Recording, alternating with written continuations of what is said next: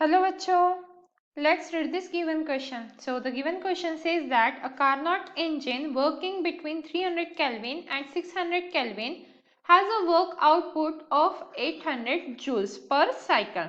The amount of heat energy supplied to engine from the source in each cycle is. तो देखिए बच्चों question में हमें जो कार्नोट इंजन है इसके लिए हमें temperature of the sink and temperature of the source given है।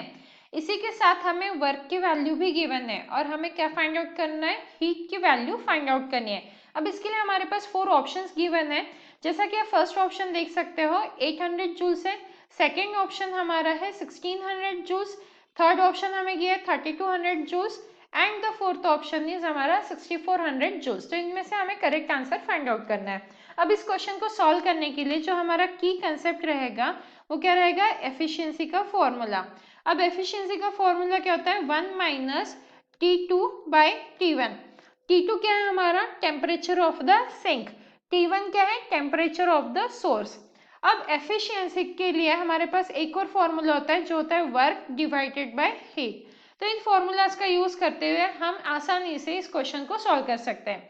तो सबसे पहले हम क्या करेंगे, एफिशिएंसी फाइंड आउट करेंगे। अब एफिशिएंसी के लिए हमारे पास क्या क्या चीजें गिवन है, तो सबसे पहले हम गिवन क्वांटिटीज लिख लेते हैं।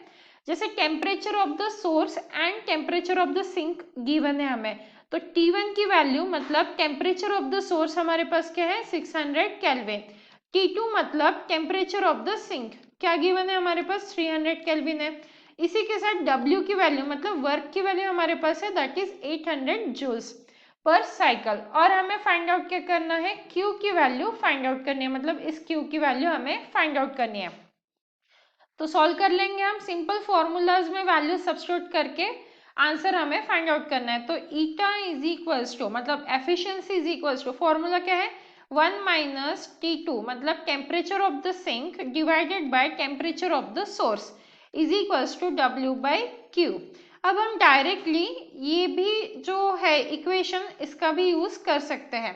तो इस इक्वेशन का अगर यूज करते हैं हम तो ये क्या हो जाएगा 1 माइनस T2 की वैल्यू है 300 डिवाइडेड बाय T1 की वैल्यू क्या है हमारे 600 इज इक्वल्स टू W क्या है 800 और Q की वैल्यू हमें फाइंड आउट करनी है। तो यहाँ से 20 से 20 कैंसिल, ये 3 से 6 कैंसिल, तो ये 1/2 आ गया। मतलब आंसर क्या है हमारा 1 minus 1/2 is equals to 800 by Q।